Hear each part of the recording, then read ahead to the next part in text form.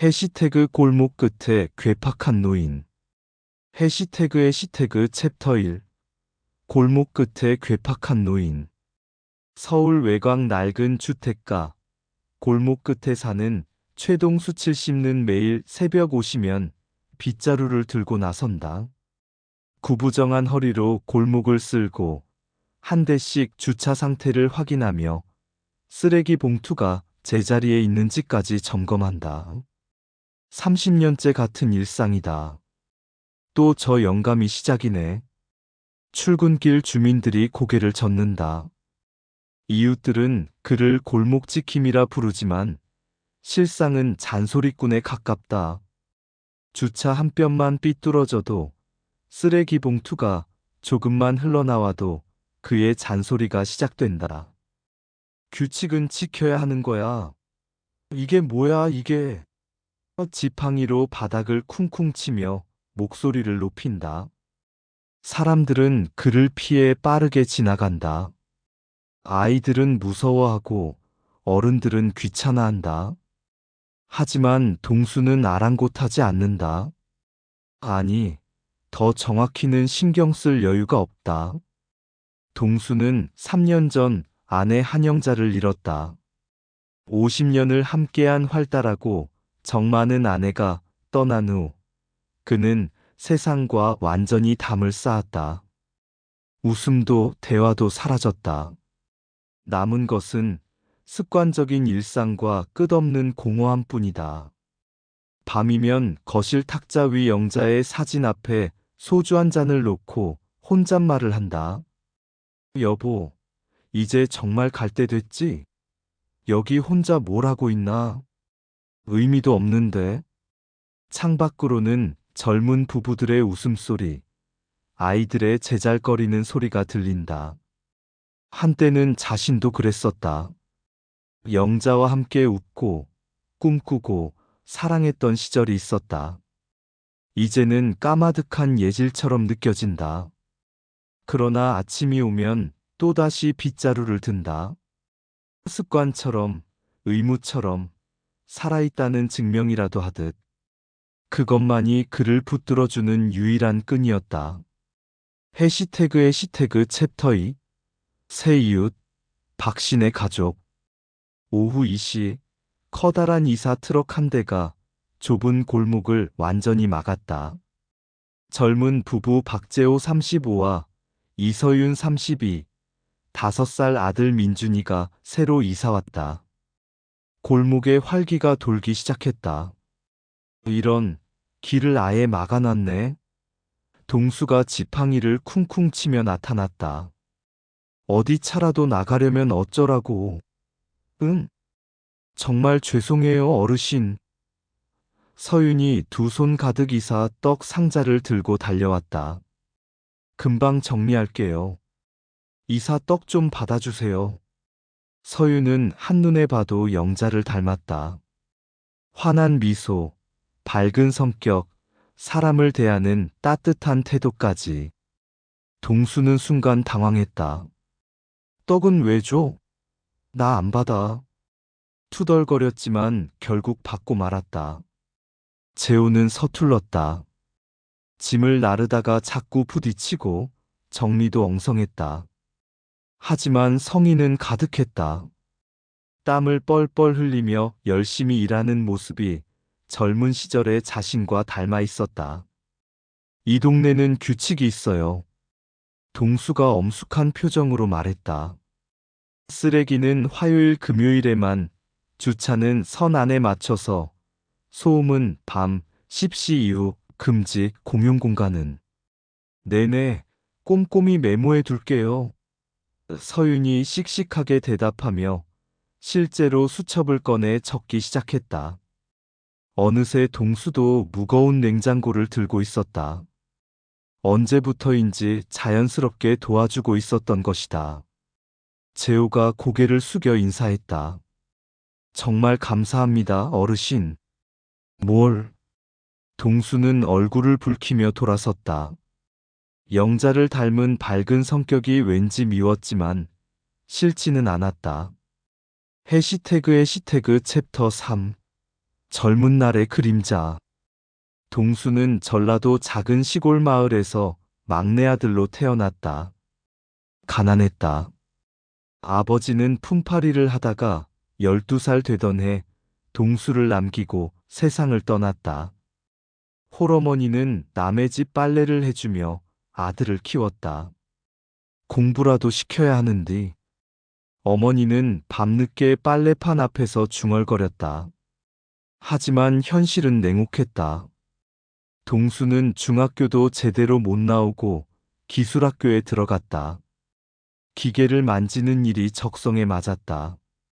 18살에 서울로 올라와 작은 공장에서 기계공으로 일하기 시작했다. 40년을 한 길만 걸었다. 25살 어느 봄날, 고향에 계신 어머니 문안을 가려고 서울역에 갔다. 대합실에서 기차를 기다리던 중 옆자리에 앉은 처녀가 눈에 들어왔다. 한영자였다. 같은 고향으로 가는 길이었다. 어디 가시는 길이세요? 영자가 먼저 말을 걸었다. 무뚝뚝하던 동수는 그녀의 밝은 미소에 마음이 녹았다.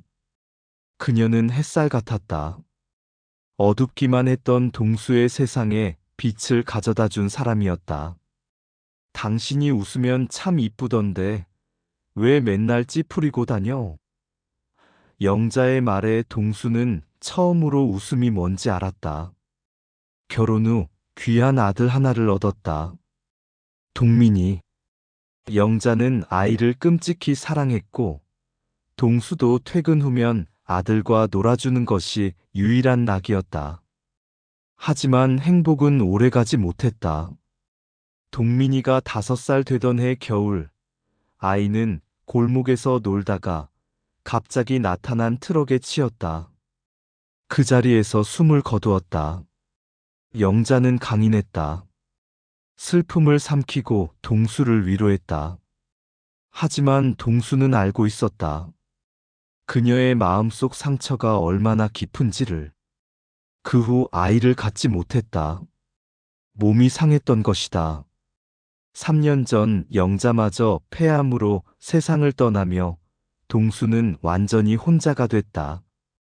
지금의 고집스러움과 무뚝뚝함은 너무나 큰 상실을 견디기 위한 단단한 갑옷이었다. 해시태그 챕터 4. 강아지와 골목 사람들. 박신혜가 이사 온 지 한 달. 서유는 크고 작은 문제로 동수를 찾아왔다. 보일러가 고장나고 빨래 건조대가 무너지고 싱크대에서 물이 새고 전등이 나가고 끝이 없었다. 또 뭐야? 동수는 투덜거렸지만 어김없이 공구함을 들고 나갔다. 어르신이 없으면 정말 어떻게 살죠? 서윤이 진심으로 고마워했다. 진짜 우리 아버지 같으세요. 그 말이 동수의 마음 한구석을 찔렀다. 누군가에게 아버지 같은 존재라니. 자신의 아들을 잃은 지 벌써 수십 년이 흘렀다. 어느 비 오는 날 민준이가 울면서 뛰어왔다. 골목 입구에서 작은 강아지 한 마리가 떨고 있다고 했다. 앞다리가 부러진 채로 비를 맞고 있었다. 할아버지, 강아지 아파요. 도와주세요. 민준이가 애타게 말했다. 안 돼. 기르면 안 된다고 했잖아. 동수가 단호하게 거절했다. 하지만 민준이의 커다란 눈에 눈물이 고이자 마음이 흔들렸다. 게다가 그 강아지의 모습이 너무 처량했다. 마치 모든 것을 잃고 혼자 남은 자신의 모습 같았다. A씨. 동수는 결국 강아지를 안아들었다. 수의사에게 데려가 치료를 받게 하고 집으로 데려와 정성껏 돌봤다. 뽀삐라는 이름까지 지어주며 키우기 시작했다. 텅 빈 집에 작은 생명체의 온기가 돌았다. 뽀삐는 동수를 따랐다. 아침에 골목을 쓸 때도 저녁에 산책할 때도 꼬리를 흔들며 따라다녔다. 오랫동안 잊고 있던 따뜻함이 되살아났다. 다른 이웃들도 하나둘 동수를 찾기 시작했다. 혼자 사는 김할머니는 전구 갈아달라고 하고 고시생 준호는 수도꼭지 고쳐달라고 했다. 동수는 투덜거리면서도 모든 일을 해결해줬다. 최 어르신이 없으면 이 골목이 정말 어떻게 돌아갈까? 사람들이 입을 모아 말했다. 해시태그 챕터 5 삶을 가로막는 소리. 동수는 여전히 영자 곁으로 가고 싶어 했다. 특히 깊은 밤이면 그 생각이 더욱 간절해졌다. 어떤 밤에는 정말로 마지막을 준비하기도 했다. 영자 사진 앞에 앉아 마지막 인사를 준비하곤 했다. 하지만 번번이 이웃들의 급한 부탁 때문에 마음을 접어야 했다. 어르신, 갑자기 전기가 나갔어요. 김할머니의 다급한 목소리. 할아버지, 뽀삐가 밥을 안 먹어요. 민준이의 걱정스러운 얼굴. 최 선생님, 준호가 갑자기 쓰러졌대요. 서윤의 급박한 외침. 매번 그는 일어나야 했다. 누군가를 도와야 했다.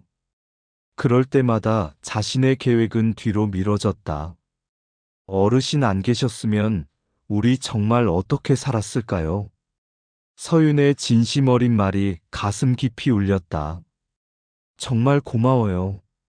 저희한테는 가족 같은 분이세요. 결정적인 순간이 왔다.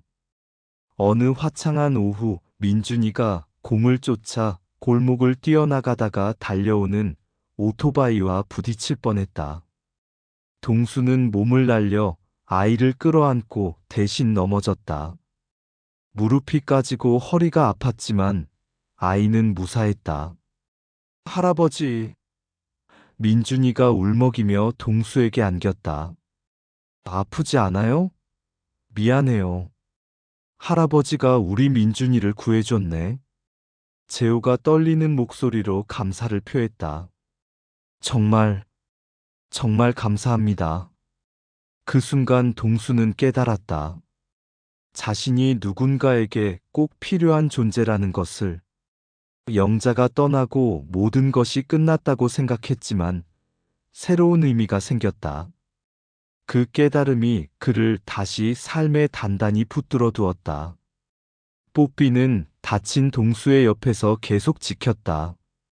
마치 괜찮다고 위로하는 것처럼. 해시태그 챕터 6 평온한 마무리. 2년이 흘렀다.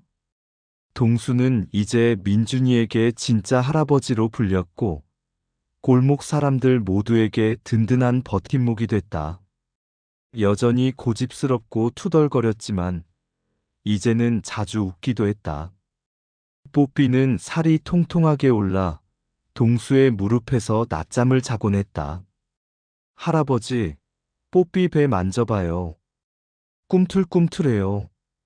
민준이가 신기해했다. 새끼를 뵌 것 같은데. 동수의 얼굴에 옅은 미소가 번졌다. 곧 강아지들이 태어날 거야. 골목은 이제 완전히 달라졌다. 저녁이면 사람들이 모여 이야기를 나누고 아이들은 뽀삐와 함께 뛰어놀았다. 동수는 그 모든 것의 중심에 있었다. 최 어르신, 오늘도 고생 많으셨어요. 김할머니가 인사했다. 뭘? 동수는 쑥스러워하며 손을 흔들었다. 어느 겨울 아침, 동수는 평소보다 늦게 일어났다. 아니, 일어나지 않았다. 뽀삐가 자꾸 울어서 서윤이 걱정이 되어 확인하러 갔다가 발견했다. 동수는 영자의 사진을 품에 안은 채 조용히 잠들어 있었다. 얼굴은 평안했다. 장례식장에는 가족처럼 지낸 이웃들이 가득했다. 김할머니, 고시생 준호, 박신의 가족, 그리고 골목의 모든 사람들이 왔다. 최 어르신 덕분에 이 골목이 얼마나 따뜻했는지. 서윤이 눈물을 훔쳤다. 정말 좋은 분이셨는데. 우리 아버지 같으셨는데. 재호도 목이 메었다. 할아버지. 민준이는 아직 상황을 제대로 이해하지 못했지만 어른들의 슬픈 표정을 보며 울음을 터뜨렸다. 그의 삶은 혼자가 아니었다. 골목과 이웃들 속에서 그는 새로운 가족을 얻었고 그렇게 평온히 생을 마무리했다. 뽀삐는 여전히 그의 집 앞 햇볕 좋은 곳에서 새끼들과 함께 살고 있었다. 마치 동수의 따뜻한 마음이 계속 이어지는 것처럼.